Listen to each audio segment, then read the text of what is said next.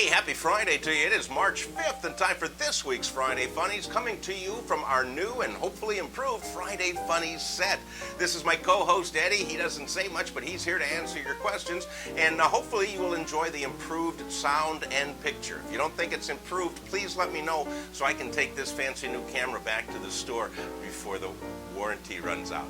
All right, March is finally here, and I swear spring is just around the corner. Baseball is already being played, the birds are singing, and in the Northeast, they are down to about 20 feet of snow on the ground. So it's all coming around. You know, they say March, comes in like a lion and goes out like a lamb. And I have no idea what that means, but it leaves a lot of other creatures to fill in that space in between. So I think I may have found a couple of new ones in this week's Friday Funnies. Let's start off in Albion, Michigan. Albion, Michigan. If you're not from Michigan, Albion is right here.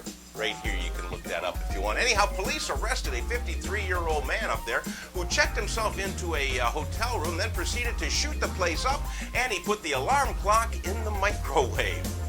And the guy said that he did it, and I quote, "because God delivered me from evil and placed me in Albion, Michigan."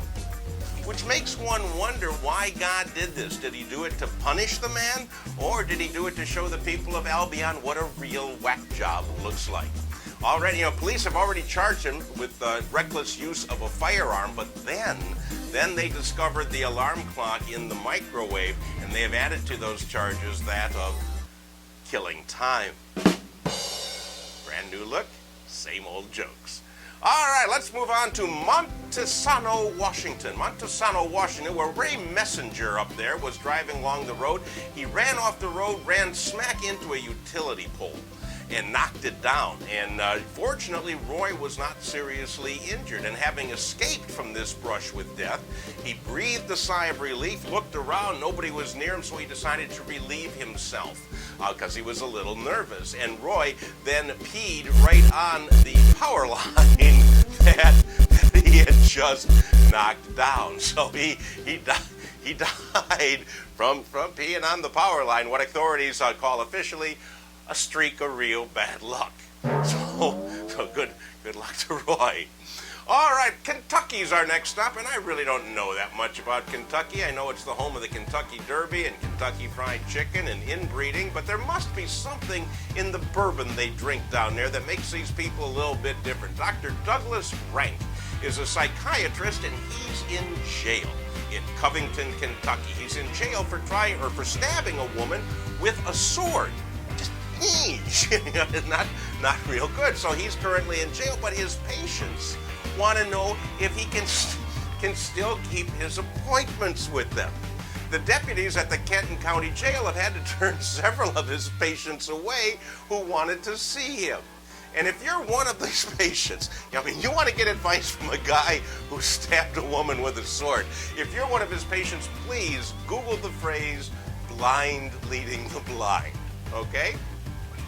There could be other places, worse places to be. How about Tacoma, Washington? Out in Tacoma, Washington, in Defiance Park in Tacoma, police came across something unusual. Matter of fact, this is the headline that I found in the paper. Tacoma police find naked woman tied to a tree. There's nothing I can do to improve upon that headline. Police are walking through Defiance Park, see this naked woman tied to a tree, and along with her is a man, and together they were engaged in what was called a consensual rendezvous. A consensual rendezvous. The woman blamed the whole incident on the man, said it's all his fault because he's got to get his hearing aid fixed. I said, buy me a glass of wine, and he thought I said, tie my bare ass to a pine. It happened.